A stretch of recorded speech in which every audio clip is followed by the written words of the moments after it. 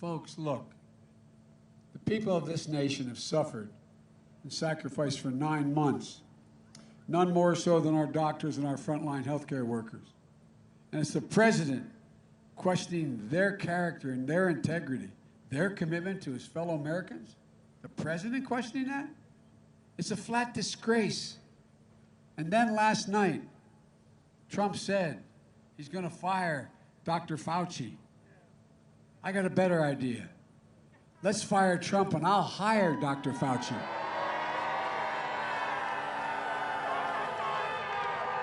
Look, the president has waved the white flag of surrendering this virus. I'll never do that. His chief of staff said last week, we're not going to control this virus.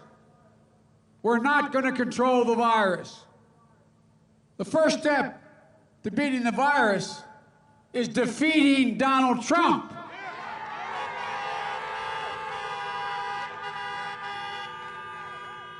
Look, folks, if we didn't know this was happening, and somebody made a movie about this 5 years ago, you'd think it was all crazy. But it's real. It's real what's happening. Donald Trump, by the way, keeps telling us what a great jobs president he has been, how many jobs he's created. Well, I was just with President Obama in Detroit and Flint, Michigan, my buddy. It was great to be with a president with real character, a president respected around the world, a president our kids could look up to. But did you know President Obama and I helped create more jobs in the last 3 years of our administration than Trump did in the first 3 years of his, even before the pandemic hit? Did you know Donald Trump is going to be the first president in 90 years who's going to finish with his 4 years in office with fewer jobs under his leadership than when he started as president? And black unemployment remains too high. Too many black businesses are shuttered for good. Black-owned businesses are shutting down twice as fast as other businesses. And business communities of color have shuttered because they didn't get the help, the money that Congress had passed. Congress passed over $2 trillion. You know the first thing the president did? He fired the inspector general, was supposed to follow where the money went. And guess what? Minority businesses, small businesses, they didn't get the help. It went to the Mar-a-Lago crowd, not a joke. His wealthy friends. He fired the inspector general. You know, he sees the world from Park Avenue. I see it from Scranton. I see it from where I grew up. I see it from here in Pittsburgh. Wall Street didn't build this country. Working people built this country. That's always who's built the country, the middle class. And unions built the middle class. Folks, I believe we should be rewarding work, not wealth in this country. You all realize that just since the pandemic started, the listed billionaires in America made another $300 billion? Not a joke. $300 billion they made in the middle of the pandemic. What's going on here, folks? Well, I got a plan. And under my plan, I commit to you, no one making less than 400 grand is going to see a penny in taxes raised. But for a change, the wealthiest and the biggest corporations, 91 of the Fortune 500 companies pay zero in taxes after making billions of dollars. Well, guess what? Under a Biden administration, they're going to start paying their fair share. Why should a firefighter, an educator, a nurse, a steel worker pay a higher tax rate, and this is the God's truth, a higher tax rate than the super wealthy? And by the way, why should you pay more taxes than Donald Trump? I released 23 years of my tax returns. I had the dubious distinction of being listed as the poorest man in Congress for 36 years. And then when I got elected vice president, it said it's probable no man has ever assumed the office of vice president with fewer assets than Joe Biden. I assume they weren't speaking about intellectual assets. They could have been, but who knows? But look, here's my point. Trump, and the only taxes that we've been able to find out through the New York Times, the 1 year he paid $750 in taxes. Trump keeps talking about corruption. When's the last time you heard of a president having a secret bank account in China? Which he did, we just found out, where he paid 50 times more tax in China than he did in the United States. Every time he starts talking about corruption, I say, release your tax return. What in the hell are you hiding? What are you hiding? Not one. Anyway, I won't get into it. Look, we're going to act to protect health care. Trump and the Republicans just jammed through a Supreme Court nomination. You know why they did? To try to destroy the Affordable Care Act. Well, if they get their way, 100 million Americans will lose the protections for pre-existing conditions, including more than 5 million people here in the United States. Here in the state of Pennsylvania. Over 100 million in the United States. Millions of black Americans will be left uninsured and denied health coverage because of pre-existing conditions. And there are more pre-existing conditions in poorer communities than there are in others. Donald Trump thinks health care is a privilege. I think it's a right. Look, I'll not only restore Obamacare, I'll build on it. You can keep your private insurance. If you like it, you can choose Medicare like public option.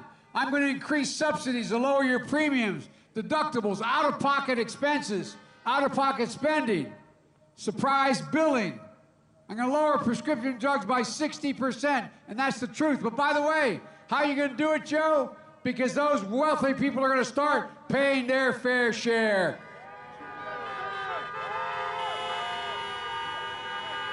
It's not about punishing everyone, it's about being fair. We'll make sure the protections for people with pre-existing conditions remain. And meanwhile, Trump publicly said, if he's reelected, he's going to defund Social Security payments. The actuary at Social Security Department said if he does that, that will eliminate Medicare by 2023. After all the people rely on Medicare. It's not going to happen, by the way. We're not going to let it happen. But that's his plan. So go home and tell your grandparents and parents we'll protect Social Security, Medicare, and Medicaid, which he won't do. And finally, we need a vote now to deliver some racial justice in America. Look, a season of protest has broken out all across this nation. Protesting is not burning and looting and violence. That can't be tolerated, and it won't. But those protests are a cry for justice in the name of George Floyd, Breonna Taylor, Jacob Blake, Walter Wallace Jr. They're not going to soon be forgotten. They're not going to be forgotten by me, not by us, not by this country. They'll inspire a whole new wave of justice in America. When I met with Floyd's family, he has a little daughter who survived him. She's 6 years old. And I knelt down and I talked to her. I started to talk to her. You know what she said? She looked at me and said, Mr. Vice President, Daddy going to change the world. Daddy's going to change the world. Folks, the country is ready. The country is ready. But not with Donald Trump as president. Now he wants us to believe so much he's done for black Americans. You might have seen the debate I had with him. I was standing next to Abraham Lincoln. He said, not since Abraham Lincoln has anyone done as much for the African American community as I have. I turned to him and asked him, Abe, he got offended. He got offended. Look, Pittsburgh, honk if you think his commitment of having done more for the African American community than Abraham Lincoln is true. Honk your horn. Silence. You got it, man. Pittsburgh, honk if you think it's a bunch of malarkey. He's lying.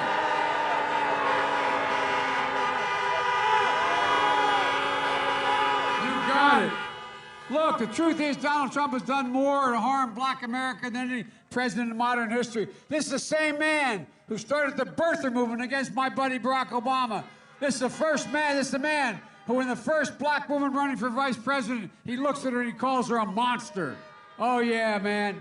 And remember on stage with him when I asked about the Proud Boys, that racist group of white supremacists? I said, will you deny them? He turned and he said, I'm going to tell them to stand down and stand by.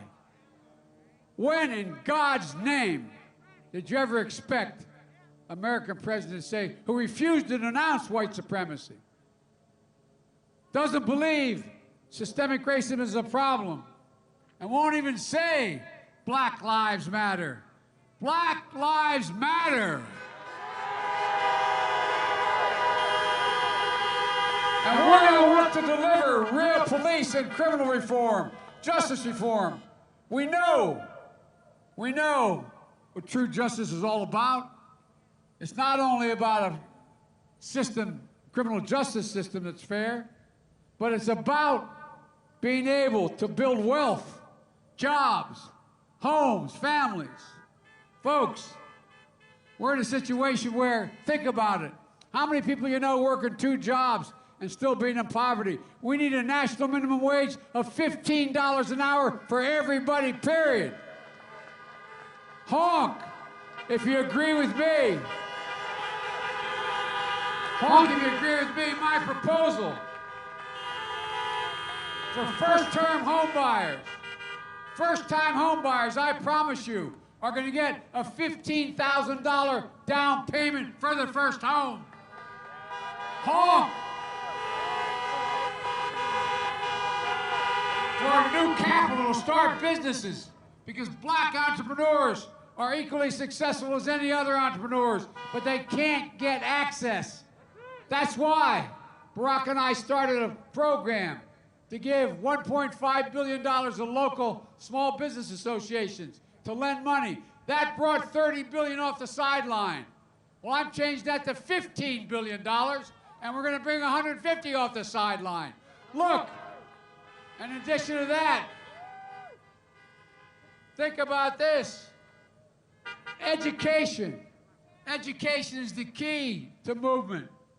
Well, guess what? They're going to be free college education for state universities when I'm your president. I'm going to triple funding. And by the way, we can afford this, I promise you.